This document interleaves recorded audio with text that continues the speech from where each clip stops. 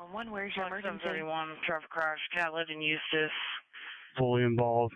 Fox 1030. Single family. Fox 440 for the traffic crash at Winchester Road, Old Tavern Road, at exit 4, medic 4, wagon 1. On scene. Single vehicle in the roadway. Heavy damage to the roof. Welcome to Reminiscing with Virginia chapter of APCO 911 History Makers, a special continuation of APCO International's Reminiscing with the History Maker series. Here at the 2025 Virginia APCO Conference, we're taking a closer look at the people behind our story. Our senior and life members whose dedication, innovation, and leadership have both shaped our chapter and the field of public safety communications. Through these conversations, we celebrate their accomplishments and preserve their memories for future generations. Today we have Jim Junkins. He's retired director, the Harrisonburg-Rockingham ECC, and the longest-standing board of directors with Virginia APCO. Welcome. Thank you very much. Let's start at the beginning. When did you first join APCO? I joined APCO in January of 1992. It was 20 days after I first started my first job in an emergency communication center. Oh, wow. Yep. Wow. And during your time with APCO, what agencies have you been a part of? I actually was started as a communications captain for Harrisonburg Fire Department, but again, immediately joined APCO. And then I got promoted in 2003 as the director of the Harrisonburg-Rockingham ECC. And I worked there until April of 2023 and retired. And then we retired on a Friday, started with L3 Harris as an account manager on the next Monday. And the good thing is I'm very fortunate that our company wants us to be APCO members as well. So I continue my membership. Oh, that's great. Yep, awesome. Okay. And can you share a little bit more about some of the responsibilities while you've been in those capacities? Yeah, so what I did was, again, the communications captain. My background is electronic engineering and volunteer firefighting and EMS. So kind of put those two together after I got out of college. And fortunate, again, I had worked with people quite a bit in my volunteer fire department and being a leader there and instructing and that kind of stuff. But then take my technology and then I'm leading a group of very professional people, saving people's lives in a different way and answering 911 calls and finding better ways to use technology, creating technology. I actually created our first computer-aided dispatch system. I developed it myself. Wow. From my computer skills in college and that kind of stuff. So that was a very cool thing. Then, like I said, I was fortunate to be promoted. And right as I got promoted into the director, when we made a consolidated center. We combined 3 centers into one. That was after 2001. Mm-hmm. And so we needed to get a modern radio system and a modern communications center, and we really it was an eye opener. So that's when a lot of technology came about, and I'll be honest, I really flourished in that. I really enjoyed the new technology. Lots of expense, lots of sleepless nights, making sure I'm spending the taxpayers' money right, and I'm doing right things for my communicators. For the communicators that are going to be using this equipment. So that was about the same time. Again, I was involved in some things with Virginia APCO, helping a little bit, that kind of stuff, and helping with the conferences. And so that was, hey, why don't you be on a conference committee? Okay, what am I doing? Well, 2 years later than that, I actually developed the first badging system for Virginia APCO and actually Virginia NENA. So I developed the badges, printed the badges at the conferences, loved it. So been a long time since I've first developed that. Obviously, we're using great systems now, but so that was the thing. I could use that technology in different ways and help the APCO and NENA, Virginia APCO and NENA chapters. But again, that was pretty cool to be able to. I've always been kind of using my technology and knowledge and adapting it in different ways, and I'm really happy to be able to do that. Oh, very good. Thank you. And looking back, what are some of your favorite activities or moments, either with the Virginia chapter or the national level? Yeah, Virginia chapter has been awesome. One of the first things I did was they told me that, hey, there's this new thing coming about. It's interoperability, and we want you to be on this committee that the state's putting together. And that was eventually the State Interoperability Executive Committee. 3 years on that committee representing Virginia APCO, and the next thing you know, I'm chair of the State Interoperability Executive Committee. It's like, oh wow. So that was a thing. And talking with the governor's office and all those kind of things, and starting what is now flourished into a lot of different things in the world of interoperability. But we were the soul seekers and the searchers of the things to do the good things that are continuing today. After that, or as part of that, they also said we need some board members. Okay, so that was when I started. I ran for office and ran to be a board of director, at large, and I did that for I forget, it was like 10 or 11 years. I loved it, loved doing it. And I'm still doing all the conference things and all that kind of stuff. So that was very good. And I was becoming one of these things called an elder. It's like, man, I'm too young to be an elder. What the heck? But it was very cool. And again, I'm feeling the good vibes, and starting and doing lots of sessions and interoperability sessions because of the State Interoperability Executive Committee.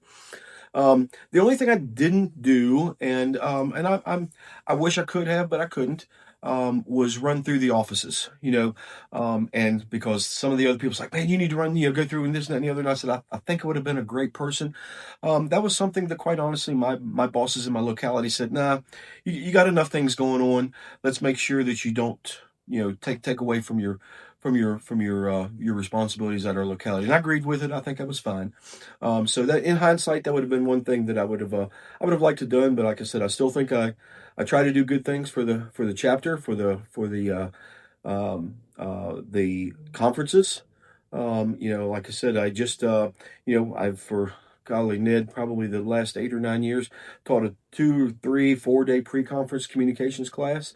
So yeah, it's I'm also the longest resident when we come to a conference. I was here on Saturday morning, and I'm leaving on Thursday night. So yeah, but again, those are things I still love to do. Oh, very good. So you've shared a little bit already about this, but has your involvement with APCO influenced your professional journey in public safety communications? Oh yeah, I always say the number one word after the APCO is networking. I can't stress that enough, that I would not be anywhere where I am. I may have the knowledge and the education and those types of things, but how to do that, how to use that, how to take other localities, other organizations, whether it be good or bad, but lessons learned is a great thing to learn from, and do great things. So that's I'll be honest, that's been the number one thing that's always meant to me about APCO, and I constantly say to folks, the education, the sessions, those things are great, but never forget that it's the networking that makes APCO the one of the best organizations that I've ever been a part of. I've heard a lot of people say that. In your view, what does APCO do best? What sets it apart from other organizations?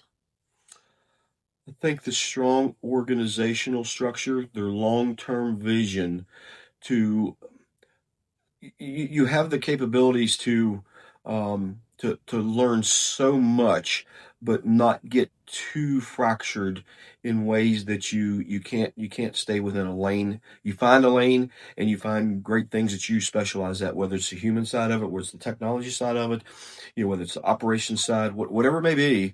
I think that the organization finds ways to help you find your niche, and I'm really I'll share one with you. Because of what I've been doing, I still continue on this is my third term now on a different APCO International Committee. I've been in for 5 years now. Is the deployable trunking standards, the P25 deployable trunking standards. So I've been on that now for 5 years, and it's a big long thing. It's a culmination of a document that's coming out here, hopefully early next year. That's going to be a new standard. Oh, good. That makes sense, and we need people like you involved in that. Thank you. As next generation 911 continues to evolve, what do you think APCO should focus on to remain a leader in emerging technologies? I think that's the thing that APCO's always done, whether it's NG911 or what's the next. We don't know what the next is. There's always going to be a next. There's going to be something coming about. I'll be honest. I lived through. That was another thing I did. I was actually the vice chairman for the wireless 911 board for several years here, and I always remember, never forget, that I hit the gavel that started the NG 911 funding for Virginia. Wow. And that was pretty cool. It's like, this is a game changer. This is a thing to start that funding process, with Dorothy Spears and Dean and team has taken off of and done a wonderful job, and the 911 board.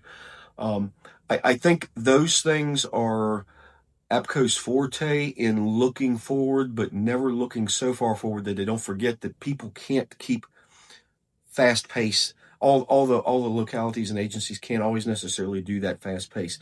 They never forget the slowest pace and help you come along with that. So I think that's one thing I've really seen a lot, that I've been able to be at the forefront, and then also it's like, well, man, that was just not our number one priority, but now we kind of have to catch up, and they help you come along with that as well. They keep the front of the cow train moving, and they keep the last of it, going along as well, and help you get there. Kind of like a juggling act. Exactly they keep right. it going. Yep. Yeah. And finally, during your time in office or active service, what do you consider your most significant contribution? I think my most, if I had to write the name on the forehead, it's going to be interoperability. That is something that I've tried so hard, not just in radios, but in, again, the NG 911. There's CAD, all those types of things of interoperability. We celebrated some great people this morning that I consider my mentors.